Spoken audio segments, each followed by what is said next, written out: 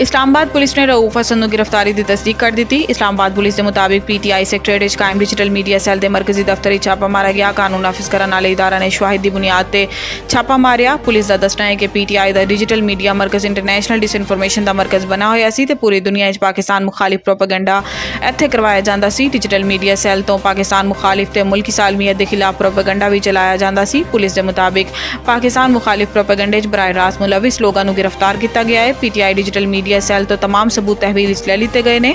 रऊफ हसन की निगरानी digital media cell चलाया जा रहा सी, जिस तो बाद रऊफ हसन को भी गिरफ्तार किया गया है। इस तो कबल PTI ने रऊफ हसन के नाल बैरिस्टर गोहर की भी गिरफ्तारी का दावा किया सी। ताहम इस्लामाबाद पुलिस ने बैरिस्टर गोहर ते खवातीन की गिरफ्तारी की तरदीद कर दी है।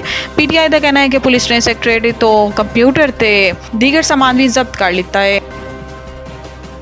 विफाकी काबीना का इजलास तलब। PTI ते पाबंदी के मुतालिक मंजूरी ली जाएगी। जराए के मुताबिक वज़ीर आज़म शहबाज शरीफ की ज़ेर सदारत होने वाले विफाकी काबीना के इजलास PTI ते पाबंदी तो मुतालिक मंजूरी ली जाएगी। जराए का दसना है कि विफाकी काबीना के इजलास बानी चेयरमैन PTI इमरान खान, साबिक सदर आरिफ अलवी ते साबिक डिप्टी स्पीकर कासिम सूरी के खिलाफ आर्टिकल 6 के तहत कार्रवाई की मंजूरी भी ली जाएगी। याद रहे कि चंद रोज़ कबल विफाकी वज़ीर इत्ताअत व नशरियात अता तारड़ ने इस्लामाबाद प्रेस कॉन्फ्रेंस करते हुए कहा कि हुकूमत ने PTI ते पाबंदी लाने ते इमरान खान, आरिफ अलवी ते कासिम सूरी ते आर्टिकल 6 के तहत गद्दारी का मुकदमा चलाने का फैसला किया है। ताहम इस फैसले से मुस्लिम लीग नून के इतिहादियों की जानिब तो एतराज़ उठाते हुए कहा गया कि हुकूमत ने इस मामले से इन्होंने एतमाद नहीं लिया, जिहदे वज़ीर आज़म शहबाज शरीफ ने इतिहादियों को एतमाद लैन मुस्लिम लीग नून की एक कमेटी तश्कील दी सी।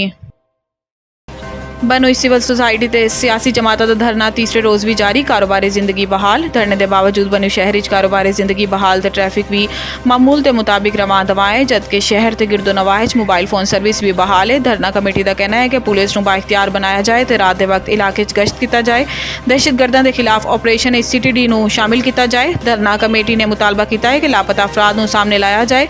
याद रहे कि चंद रोज़ कबल बनोई अमन मार्च का इनेकाद किया गया, जिदे फायरिंग के बाद भगदड़ मचन 4 अफराद जाँ भग मुतअद्दिद जख्मी हो गए सी।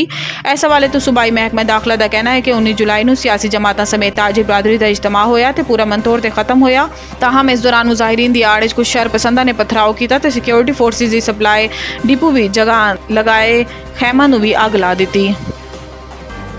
जो इदारे तबाह होए इन्हां दे सरबराह रिटायर्ड जनरल बनते हैं। अमीर जमात इस्लामी इस्लामाबाद बार एसोसीएशन के वकला नाल खिताब जमात इस्लामी के अमीर हाफिज नईम उर रहमान ने कहा है कि मुल्क फॉरम 45 की हुकूमत होनी चाहिए सी, फॉरम 47 की नहीं। इस्लामाबाद के बल्दियाती इंतखाबात लिए काफ़ी अरसा तो कोर्ट धक्के खा रहे हैं। विफाकी हुकूमत के रहमो करम से कोई इदारा नहीं होना चाहिए। जो इदारे तबाह होए इन्हां दे सरबराह रिटायर्ड जनरल बनते हैं। गड्डियां तुसी लवो, मुफ्त बिजली तुसी लवो, पेट्रोल तुसी लवो, तो ऐसे आवाम का की कसूर है। इन्होंने कहा है कि जिन्होंने नहीं जिताया गया वो इस्टैबलिशमेंट तो बारगेनिंग शुरू कर दें। ऐसा नहीं होना चाहिए। रियासत का मतलब आवाम है। पाकिस्तान की आवाम के कोल हक है कि वोट की ताकत से किस मुंतखब करते हैं। जो वोट की ताकत से हमला किया जाता है तो यह हक छिन जाता है। असी इस ते काम करना है। हाफिज नईम उर रहमान ने मजीद कहा कि सियासी जमातें जमहूरीत होनी चाहिए, तुलबा की ताकत देखनी है। तो बांग्लादेश आज के स्टूडेंट वेख लवो, पाकिस्तान 40 साल तो स्टूडेंट यूनियन नहीं है।